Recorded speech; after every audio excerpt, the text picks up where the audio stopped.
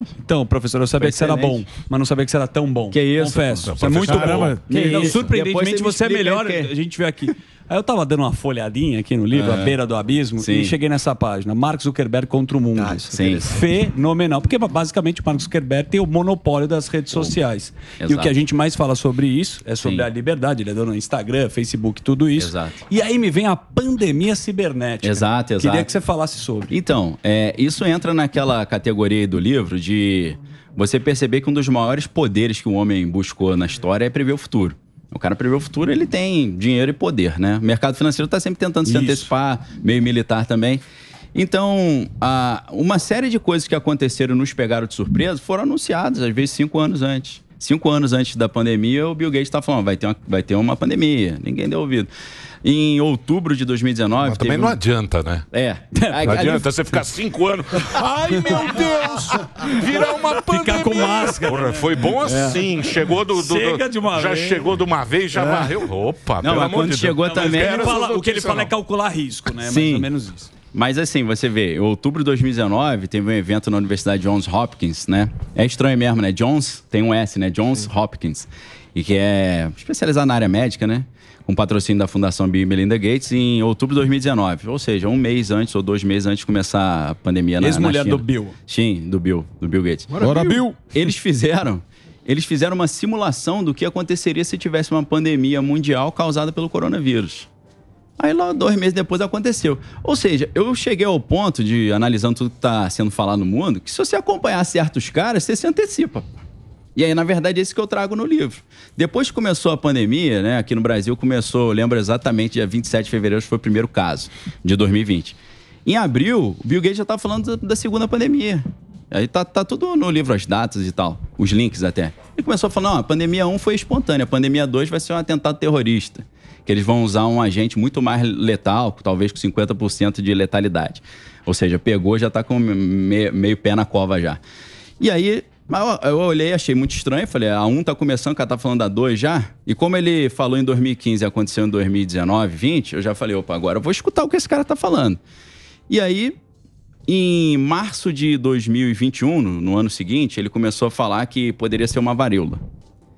Aí, em novembro de 2021, acho que é NIT, acho que é National... é uma empresa tipo um conselho de pesquisas nucleares, né? Nuclear Initiative, alguma coisa assim. Que é do Ted Turner, que é fundador da CNN americana. Ele falou, esse instituto, NT, organizou também um evento de simulação, simulando isso em novembro de 2021. Uma outra pandemia global de varíola do macaco, novembro de 2021. Especulando que aconteceria dentro da simulação, começaria em 5 de junho de 2022. Caraca. Aí você fala, pô... mas zoonose sempre teve, sempre existiu. Mas não pegou essa, graças a Deus. Graças a Deus. Mas, zoonose sempre aconteceu isso. Qual que é a próxima? Um monte. É que essa aí... É que essa aí foi uma... Eu acho que foi aquele instituto... Como é que chama aquele instituto? Imperial College? O Imperial College. Imperial Esse que deixou todo mundo louco, porque ele fez aquela projeção... 3 milhões. Que a gente tava aqui, lembra lá que a galera ficou neurótica. Aí falava assim, você ligava a empresa, você ligava a tele. Por isso que o problema também é o que a gente divulga. Lógico. O que a gente divulga também é muito importante. Sim. Porque você ligava a televisão, o cara falava o seguinte, olha, teremos corpos no chão, o exército vai ter que retirar corpos. Você já imaginou aquela pior... Galera já... Pior fotografia catástrofe. de valas abertas. Exatamente. No cemitério. O cenário era de um caos que a gente ia ter, que a gente assiste em Hollywood. Até baixa imunidade, né? O cara ficar desesperado. Então ficou todo mundo louco pela... O embaixador extraoficial do Imperial College aqui no Brasil, né? Um cientista de YouTube chegou a falar em 3 milhões de mortes. Até agosto. Em 2020. Até agosto de 2020. Então ficou todo mundo assustadíssimo. Então, só para responder o meu xará aí, o Fórum Econômico Mundial também tem soltado um monte, né? Tipo aquela de 2030 de você não vai ter nada, mas vai ser feliz. O que você quiser vai ser entregue na porta da tua casa por um drone. Que eu tô vendo esse cenário acontecendo, vindo devagarinho, a gente não tá percebendo. É o que eu tento mostrar no livro. Se prepara porque a conversa é essa.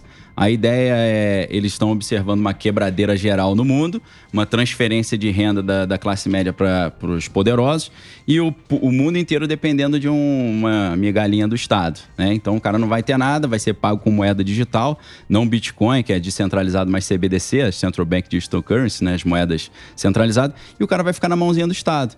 Então devagarinho a gente está vendo o Estado ficando gigante, a população global perdendo meios de ação, ficando ali comendo na mãozinha. Uma das próximas coisas que ainda não aconteceram a nível global é essa pandemia cibernética, que eles fizeram uma simulação também em 2020. Aí foi fora apagão, né? O apagão. Foi Fórum Econômico Mundial, lá com o Klaus Schwab, aquela equipe lá. Fizeram um evento chamado Cyber Polygon, polígono cibernético, dizendo que uma pandemia cibernética seria muito mais prejudicial, até em termos de perda de vida humana, do que a pandemia que a gente teve. E, professor, de Covid. acho que é importante nesse ponto ressaltar que as únicas pessoas que lutam contra esse tipo de controle e dominação são as pessoas hoje consideradas pela imprensa como ultranacionalistas, ultraconservadores e por aí vai, né? Perfeito. E elas acabam sofrendo um ataque sistêmico também em razão disso, né? A defesa da liberdade contra esse monopólio estatal da sua vida. Não, mas isso aí são cenários, né? Não vem não. Também ele tá dando um cenário. Não quer dizer que vai ser assim. Não, mas o liberal... Não, você fala, pô, não, mas o que eu tô falando é, o liberal é o que defende. Você tava falando agora sobre valores nacionais. Nós aplaudimos você. Só que o pessoal já começa a configurar isso como uma maneira de falar, olha... Mas, Emílio, assim como a gente pôde se preparar no Brasil, porque a crise sanitária começou lá no Oriente, deu tempo da gente... olha o que está acontecendo na Europa. A quebradeira geral, né? Banco gigantesco aí com possibilidade de quebrar, empresas poderosas. Isso aí vai gerar o quê? A estatização das empresas. A Alemanha já está estatizando um monte de coisa, que é o sonho do Carlinhos Marcos, né? Como eu chamo, Karl Marx. Carlinhos está mantendo... Não acho que não, acho que não. Eu acho que isso aí tá com muito medo aqui também. Não, mas é uma tendência... O professor veio tacar medo aqui na população também. Eu não vou falar do Putin e do Olavo de Carvalho. Eu acho importante... Deixa eu, pô. Emílio, ele tá falando sobre o que tá em jogo. É o que tá em jogo. É o que tá em jogo. É um Obrigado. cenário, Mas tá no jogo, Emílio. Ele é o Emílio. super-homem, ele salvou. Não, a mensagem é essa. A mensagem é essa. Isso tá em jogo. Se você coloca um socialista pra coordenar o seu país, isso entra no jogo. Não é medo, galera. Vamos brincar direito aí, né? Porque, sim. Né? Mas então, o socialismo, ele funciona, ele é muito bonito quando tem dinheiro. Exato, Quando você não tem dinheiro, ele não funciona. É só você olhar na tua casa. Se a tua mulher provavelmente manda, você não manda nada na sua casa. Nem a ração. Então é onde tem dinheiro. É igual os caras falar, a Suécia é socialista. Fala, não, eles têm dinheiro sobrando pra ficar brincando de socialismo. Na hora que acabar, eles vão parar de brincar.